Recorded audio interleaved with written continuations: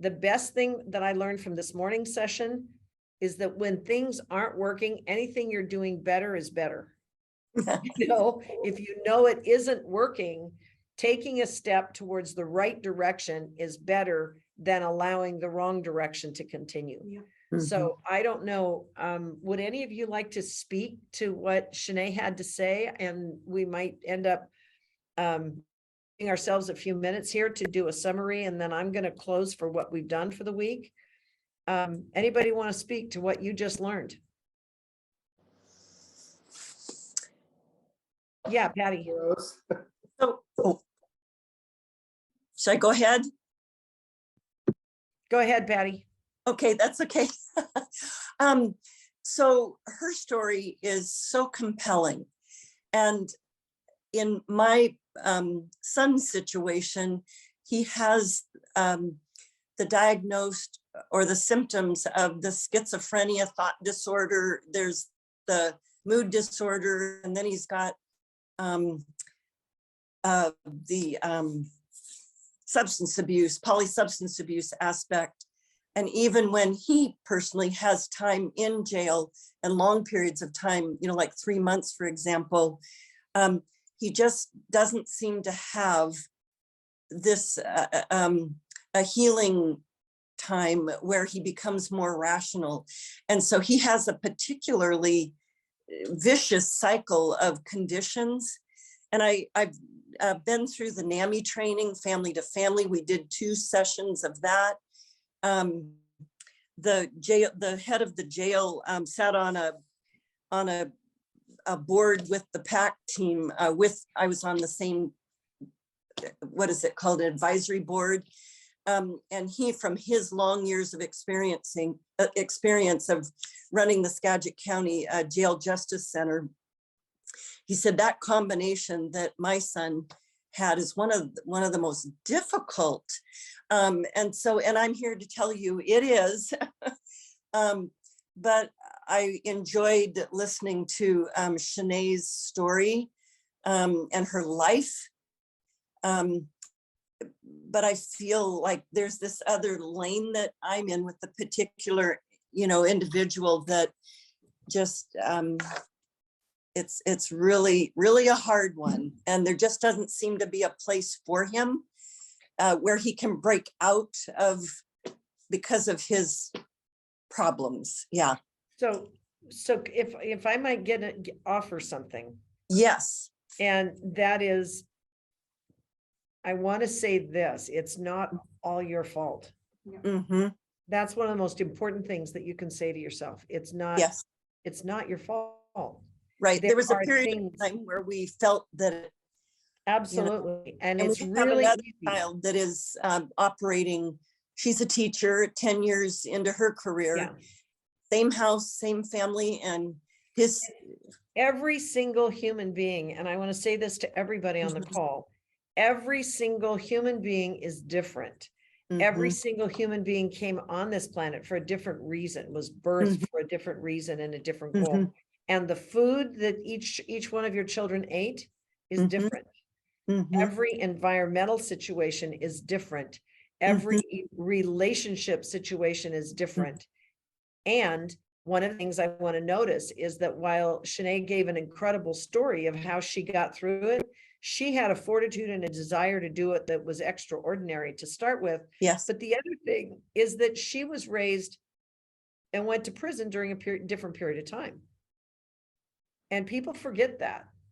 She was in a different prison. She was working with different people. She had different counselors. She had different programs that were available at that time. She was in the prison, what'd she say, 19 years ago or something? I mean, it was a while back, 17 years ago. Those are different prisons. And she was in a women's prison and she had different people that so every single thing is different. And there's your hope. There is your hope, because there's also new science that has come out about how to heal the left and right brain. There's ways that you can do generational historical trauma therapy. There's ways that you can do re-knitting of the brain, and there's neural pathways that can be rewired and reworked. There is knowledge that's available today that was not available 20 years ago. or 10 years ago, or even 5 years ago. The Mhm. knowledge that Debbie David brought to the table just yesterday and was talking about some of these things and the knowledge from adverse childhood experiences, the knowledge that we have about violence and removing violence. There's people who do clean slate and brain trauma removal and IOPT and constellation therapy. There are solutions that are coming all out of this Mhm. huge compassionate humanity movement Mhm. that are not currently even known about inside the jail and justice system. They're not even known about the judges. You know, there's times Irene sat on the Incarceration Prevention Reduction Task Force. I was her proxy. I attended virtually all the meetings he attended. I listened to the Vera Institute of Health, or Vera Institute of Justice. I was there when they were bringing testimonial forward for how to change the system. Mhm. They took a whole bunch of the recommendations that we had made in our Stop Punishing Taxpayers, Start Rebuilding Community report. They Mhm. validated most of our recommendations. And they said that if we should not be building a new jail, for example, until you implement this and this and this and this, and our county hasn't implemented all those things yet. Mhm. And yet they're pushing to build another jail. And Mhm. you know, there's things that are going on. So there's a lag time Mhm. between what was, what is right now, and Mhm. what is coming down the road. And there's a Mhm. lag time between individual problems and systemized problems that have been in our institutions for 800 years. So to make this very real for you, Patty, Mhm. don't buy anybody's story that people aren't fixable. Mhm. Even though it's painful, even though it's hard. I know people who have taken kids that were autistic and got them out of autism when the doctors all told them that they couldn't get them off autism. There Mhm. are solutions. They may not be perfect, and they're not universal, and they're not uniform, and it's all different. We are humans. Mhm. And And one of the most that's the way valuable things. I do look at him, um, uh, not like we need to fix him, but to somehow continue to ride along this journey with him, remind him that we're always here. We may not be able to be around each other much. He often is really angry with And us. yes, and I understand that, and I don't want to go, we don't have time Yeah. to go into all those things, but I just want to convey to you, Patty, that Yes. not everything is cast in stone, and the stories that people tell, the one thing we have learned in working with the Restorative Community Coalition Mhm. is humans are amazing, and shifts Yes. can happen, Yeah. changes can happen, people Yes. can show up, and we can do things that in the even 10 years ago we didn't know could be done. Right. And today we can make changes, and we're looking for people who want to step forward and help bring hopefulness, help Yeah. bring solutions, help bring programs forward that can be helpful, because you can, not like Shanae said in one of the calls, had we not been there, had Irene not intervened with her and worked with her, Mhm. she figured she was either going to be dead or in prison for life. Right. She didn't have another choice. Oh my And God. yet it took one person intervening at the right time. And I'm not saying that's true for somebody whose brain is already pickled and fried and all these things. Mhm. But there are solutions for many of us. And I know, Frank, Mhm. you had your hand up. Yes, I just want to say in 10 seconds that I'm possibly an example of the solutions to possibilities. For example, you mentioned schizophrenia and you mentioned mood disorders. Yes. I've had all that, and Yep. it wasn't because it possibly through my mom, and without going into Right. further, it didn't start with her, and Mhm. and to be here on this call today, when you've mentioned specific things that I've had and Mhm. spoke out of, Mhm. just to give you an example Yes. of a possibility. And Yes. Thank you. obviously I'll help share, organize some of these possibilities with other people. And by the way, it took somebody tapping me on the shoulder and me being ready. Yes. Combination. Mhm. Yeah, and there's other people that we've had stories of, like we were talking to a man who came out of prison, and he was sitting at our table, and he said, you know what finally got me out of the cycle? Mhm. He said, as I was getting on the prison bus to go to prison again, I saw my son getting off a prison bus, and they wouldn't let me go hug him. Oh. Jeez. And he went, I have to change. Yeah. It's time now. He Mhm. wouldn't change for himself, but he changed because he knew that he needed to get out to help his son. And the other son he has helped. And the other Been son he has successful. helped. And it's, it's sometimes it's the right time at the right time, right place at the right Mhm. crossroads with the right idea. And that's the point of doing these conference calls this last week. We believe that it is time for Whatcom County, the people here in Whatcom County, in our entire region, in the lower mainland BC, we can change the way the world does prison Mhm. industrial complex. We Mhm. can change the way that we do incarceration. We can change the way we're bottled up in the prisons of our minds, stuck in glass walls and Yep. with false fronts. We can Mhm. change all of this, but we have to want to. That's one of the things that I think it was you, Mel, that said yesterday, the hardest part of change is deciding to do it. And that's only one decision. Yeah. That's only one decision. Yeah. And I want to thank Alona has been working with us now for a period of weeks in Whatcom County. She did a presentation earlier this week, which was all about humane economics. We had Debbie David do a presentation on mental health and a lot of the emotional resilience things that we have to learn if we want to help people who are everywhere from disabled to prison reentry to dealing with adverse childhood experiences and Mhm. autism, etc. We've had Shanae talk about what the Restore Life Center could look like. Irene and I have spoken about what the Restorative Community Coalition is, the amount of work we've done in the past. I did a presentation on how the Galtung's violence triangle is a long-term side effect of what starts originally as domestic violence, basically, but it started out 800 years ago as a papal bull that set up a pattern for how businesses thought, and kings and queens and people, in charge of ships thought, and how they created these habit patterns of selling people and turning other people into heathens, and then Mhm. eradicating, stealing their land and destroying, Mhm. genociding millions of people. Mhm. These are patterns that have been handed down, and we just accept them as this is the way it is. No, Mhm. it isn't the way it is anymore. We can Mhm. change it. Mhm. And I made a decision 13 years ago. I had no idea that I was going to end up here. And I'll tell you, I didn't want to do it. I'm a businesswoman. I'm a human potentials coach. I have been that all my life. I have coached 40 projects to create change in my world. All of them were unexpected. People had no idea that there was even a problem.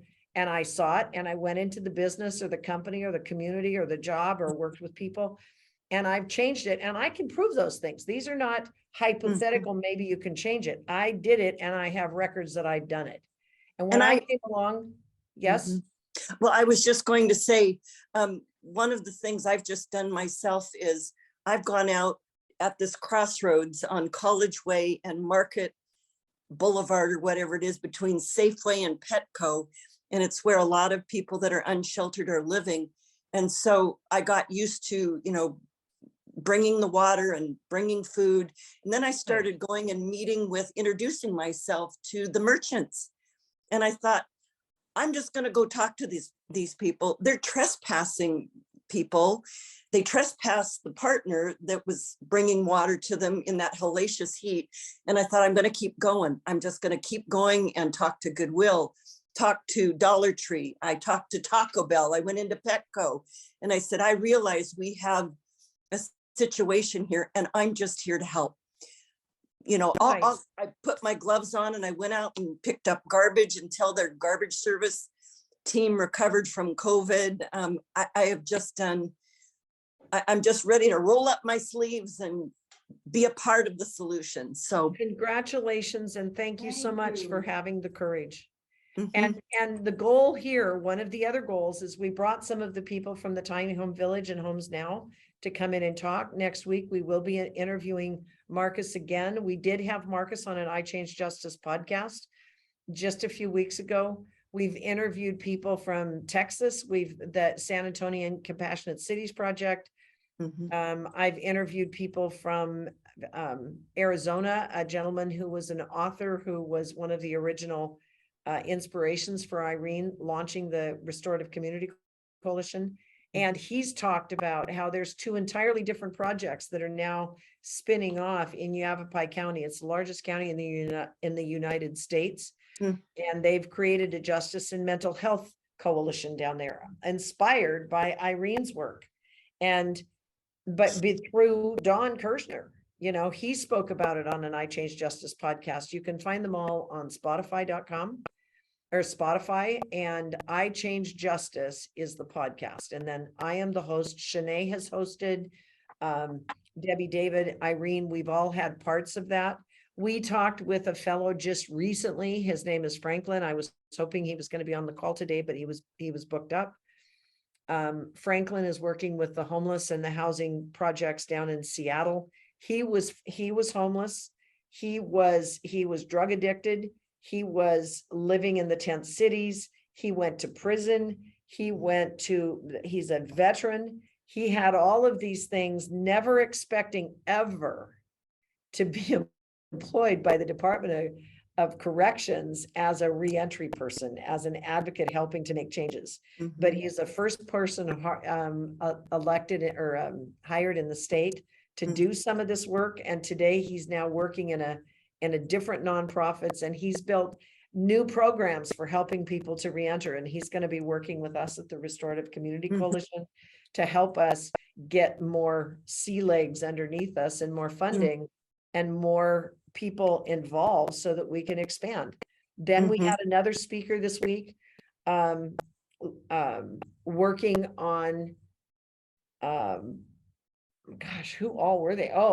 Karen from San Antonio. She was working with Compassionate Cities, but she's got a degree and a background in criminal justice. And then we've had our guests come on, and people have brought amazing things forward. Mel, you're an amazing human being. Rose was on here. She brought amazing information forward. Beth, James White from Lower Mainland, BC is working with community living, the disability people with diverse abilities is what he calls it. This is just the beginning, folks. We got more to come. I just want to thank all of you. Does anybody have a last minute, let's say just a 1 minute wrap up that you'd like to say before we close? This is the last of our series for this week. Irene, do you want to say anything at the end? I do. I want to thank everybody who has shown up, who has had solutions or just an open mind and an open heart to take this information in, because it's not easy to have a place to put it. Yeah. If you're not aware. And I'm a little bit different. I've always known there was something wrong. I didn't know what the wrong was. Now I do. And we're going to change it, because it's not right. It's not right action for all. And that's what I stand for. I stand for peace on earth. And I don't know if you saw my flags earlier, but it's all coming around. I am so encouraged by this morning, especially because we had the actual unhoused here that were courageous enough to come out of their tents, to come out into public and speak with us, because their trust level is virtually non-existent because of what they've been through. So thank you so much from the bottom of my heart. Thank you all. And Mel, do you have some closing comments? Oh, just a simple thing. Some of us, when we try and talk about our change work and we're doing stuff and we commit to each other, and if simple things, we simply say, we're on our way and we won't turn back. We're on our way and we won't turn back. We're on our way and we won't turn back. We're on our way. That is We're on our awesome. We're on our way. We are on our way, and I just want to say thank you. And you know what? You reminded me of something as we're closing up. Frank, do you have access to that YouTube channel? Because if you do, one of the women who works with us, Beth, I don't know if you want to say something also as we cue this thing up. Let me finish the introduction as he's queuing up really quick. Ava Sikowski has been one of our staunch allies for a very, very long time. And she is a singer, songwriter. And I was going to play this song at the beginning of today, and I forgot to do it. Actually, it was just too chaotic. But I want to do it now because this is a blessing. This is a beautiful soul sharing a song that she wrote when she met a man and she didn't talk to him when she should have. And later on, she came back and she sang this song, and it's the most precious song. And as soon as we're done, Beth, as we're closing up and saying goodbye, I'm going to have Frank sing the song. Have you found it, Frank, on YouTube? I emailed it to you. Oh, you emailed it to me. All I right. emailed it to you. It's a YouTube channel. And when you go to queue it up, you have to go to the bottom and say, play it on the film. Once you get there, you can share your screen if anybody wants to listen in. But I want to close with that because it's so beautiful. Beth, go ahead and speak. Yeah, Joy, I just want to recognize you. I mean, you have been in this seat for 6 hours, 7 hours a day.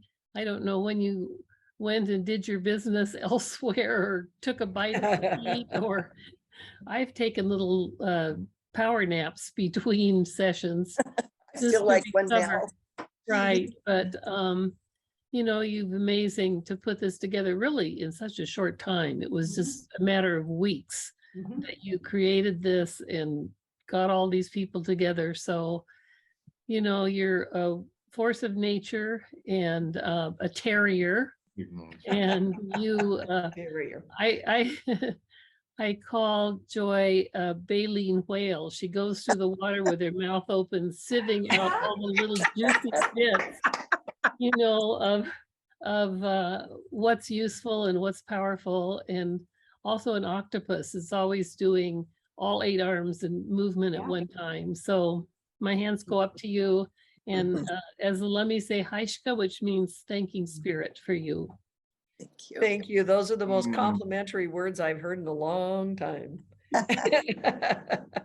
So Frank, have you found it? So I put it in the chat with the email that you sent me. So it's now a link and the actual M4A file. If somebody could play it. Do you recognize me? Yes, we can play it. Ilona, do you wish to speak, and can we try to cue this thing up? We can Yeah. try.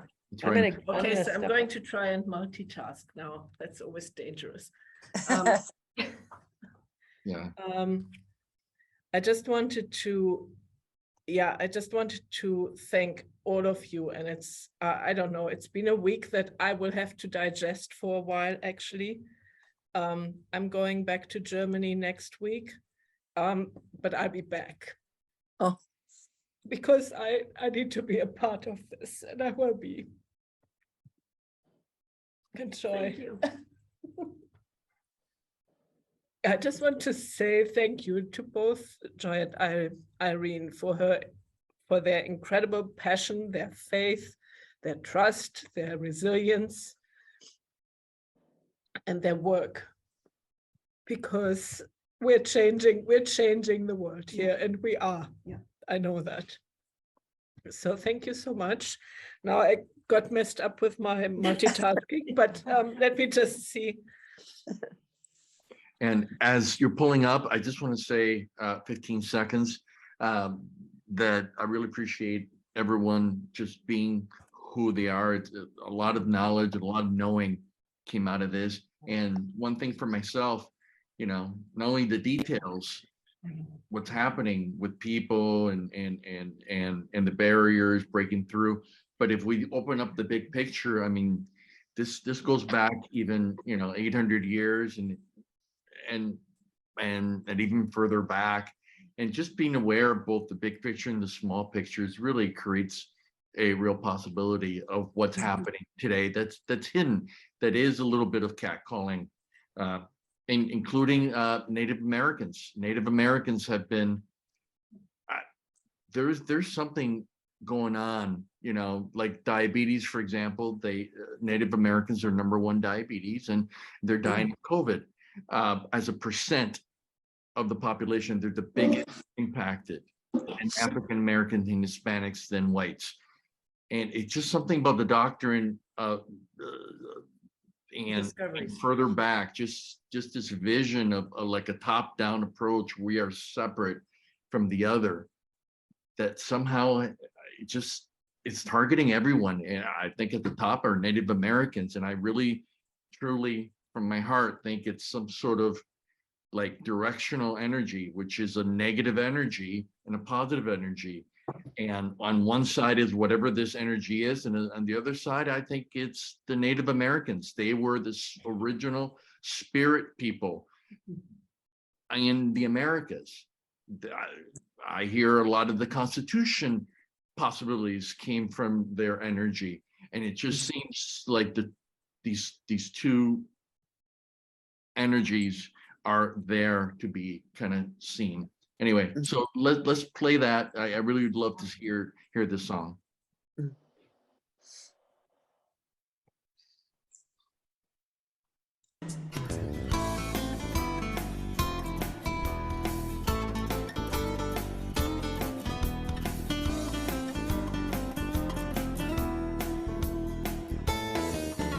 She walked along down cobblestone streets, cold and wet and all alone, rags upon her back and on her feet. She seemed to have no place to go, nothing to drink or eat, and I was afraid our eyes might meet. She said, "Do you recognize me? Behold the Christ in me. In this space and in this time, you and I are one."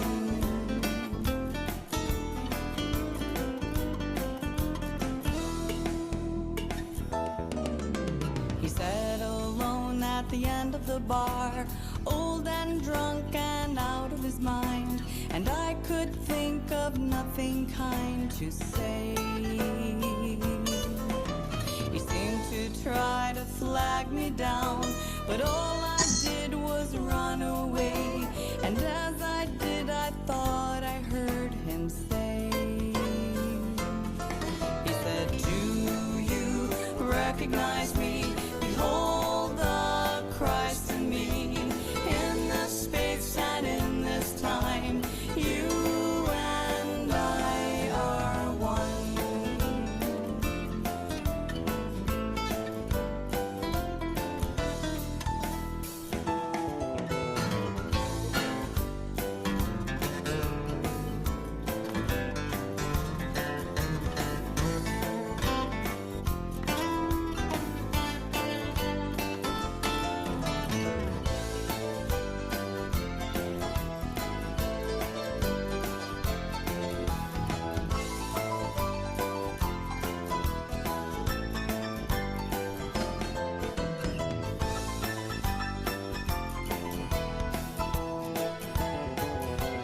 Friends and lovers, family, all that stands between is only a thought in our minds.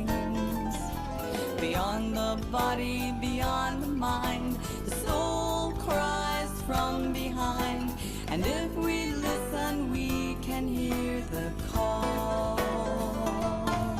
It says, "Do you recognize me? Behold the Christ in me. In this space and in this time, you and I are